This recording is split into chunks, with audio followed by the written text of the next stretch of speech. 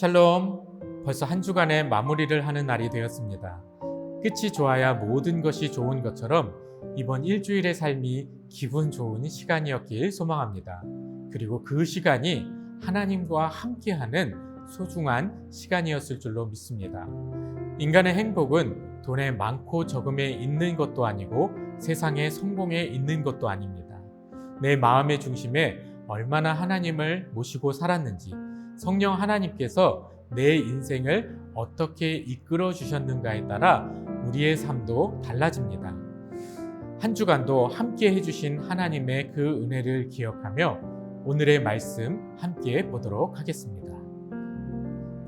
하나님이 우리에게 주시는 오늘의 말씀은 사무엘상 19장 18절에서 24절. 다윗은 그렇게 달아나서 살아난 다음에 라마로 사무엘을 찾아가서 그동안 사울이 자기에게 한 일을 모두 이야기하였다. 그러자 사무엘은 곧 다윗을 데리고 나요스로 가서 살았다.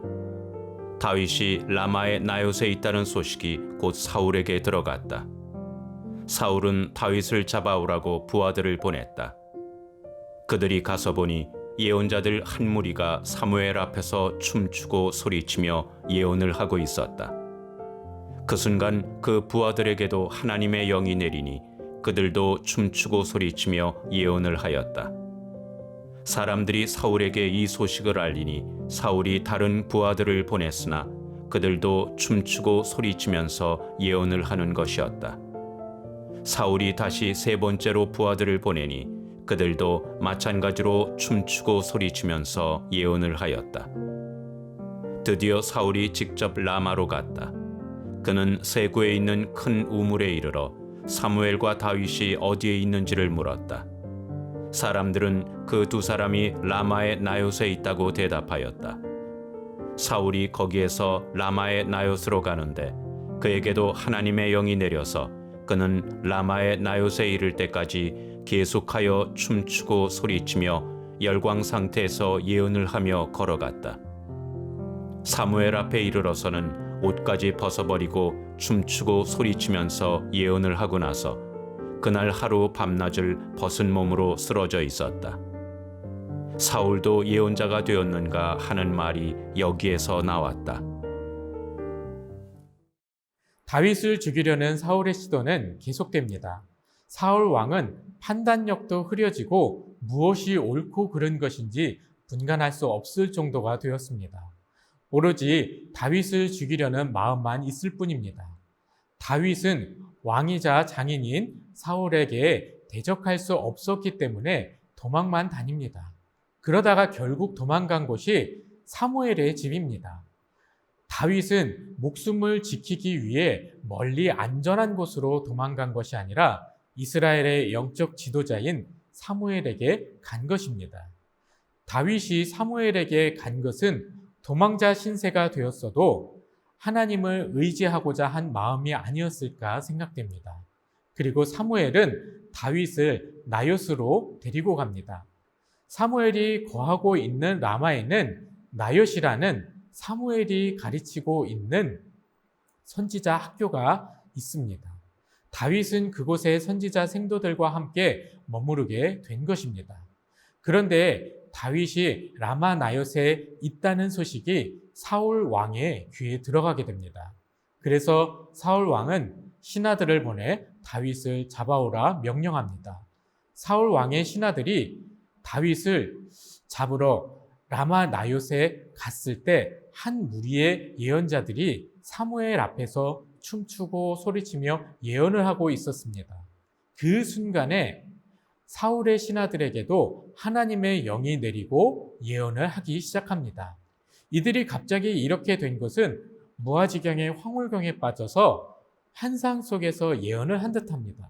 그래서 다윗을 잡을 수 있는 상태가 아니었던 겁니다. 다윗의 체포 작전에 실패하자 사울은 또 다른 무리의 신하를 보냈지만 똑같은 일이 벌어집니다. 세 번째에도 같은 일이 일어나자 이제 사울 왕이 직접 다윗을 잡으러 갑니다. 사울 왕의 무리가 라마로 가서 나요스로 가는 길에 하나님의 영이 사울 왕에게도 임합니다. 그러자 신하들이 그랬던 것처럼 사울 왕도 예언을 하기 시작합니다. 사울 왕이 사무엘 앞에 이르렀을 때에는 겉옷을 벗어 던지며 하루 밤낮을 쓰러져 예언을 합니다. 이들은 다윗을 잡을 수 있는 상태가 아니었습니다. 하나님의 이러한 특별한 은혜로 다윗은 또 위기에서 벗어납니다. 사울이 겉옷을 벗어 던지며 예언을 했다는 것은 무슨 의미일까요? 그 당시의 옷은 그 사람의 신분을 나타냅니다. 왕이 왕복을 벗었다는 것은 영적 지도자인 사무엘 앞에서 수치를 당한 것뿐만 아니라 그가 이제 왕으로서의 자격이 없다는 것을 의미합니다. 사울이 벗었다기보다 하나님께서 벗기신 것입니다. 오늘 본문에서 반복되고 있는 말이 예언을 했다는 겁니다. 하나님은 어떤 신비한 방법으로 이들이 깨닫지 못하는 부지 중에 예언의 말을 하게 하셨습니다. 이것이 사울의 신하들에게도 반복됐고 사울 자신도 예언을 하였습니다. 하나님은 과연 어떤 예언을 하게 하셨을까요?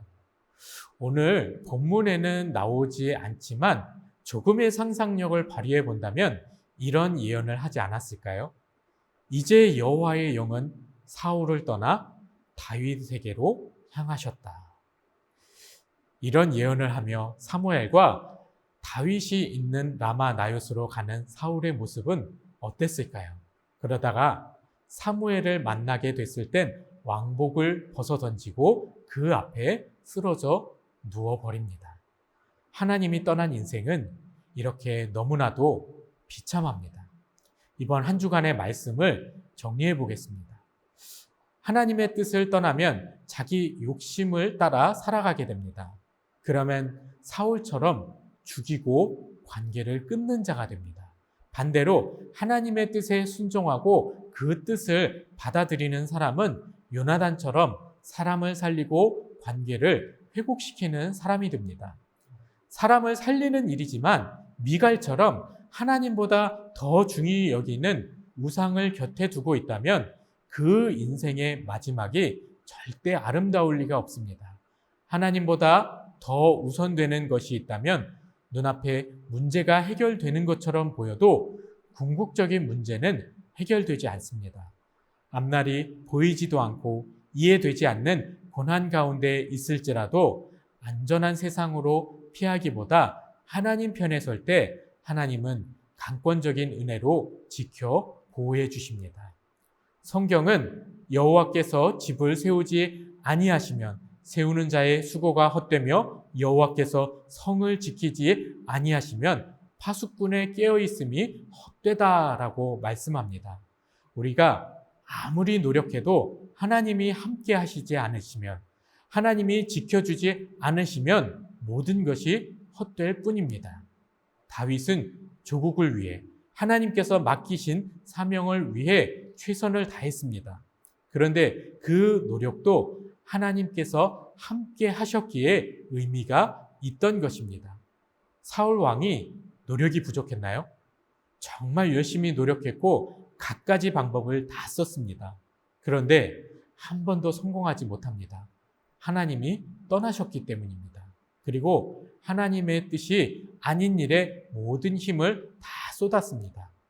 하나님의 뜻에 거역했기에 그 노력이 모두 무의미해져 버렸습니다.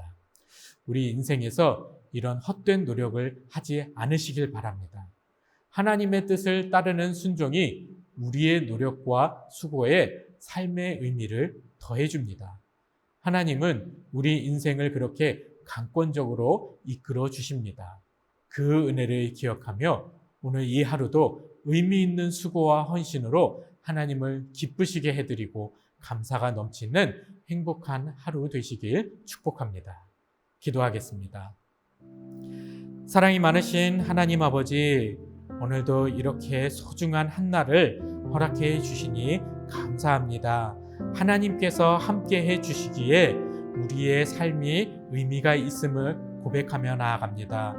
하나님의 뜻이 아닌 것에 우리가 최선을 다하지 아니하게 하여 주시옵시고, 하나님의 계획이 아닌 곳에 우리의 힘을 쏟지 아니하게 하여 주시옵소서. 우리가 먹든지 마시든지 무슨 일을 행하든지 간에 주를 위해 행하게 하여 주시옵시고, 하나님의 뜻을 위해 또한 헌신하는 그러한 삶이 될 수 있게 주님 축복하여 주시옵소서. 오늘 이 하루의 삶이 그러한 삶이 되길 간절히 원합니다. 사울의 열심보다는 다윗의 열심으로 살아가게 하여 주시옵시고, 하나님께서 우리 모두에게 주신 그 사명을 따라 살아가는 귀한 믿음의 삶이 될 수 있게 주님 축복하여 주시옵소서. 오늘 이 하루의 삶을 또한 그렇게 주님께 올려드립니다. 주의 뜻에 순종하는 삶이 되게 하여 주시옵시고, 주님과 함께하는 믿음의 하루 될 수 있게 주님 축복하여 주시옵소서. 이 모든 것 주님께 감사드리오며 예수님의 이름으로 기도합니다. 아멘.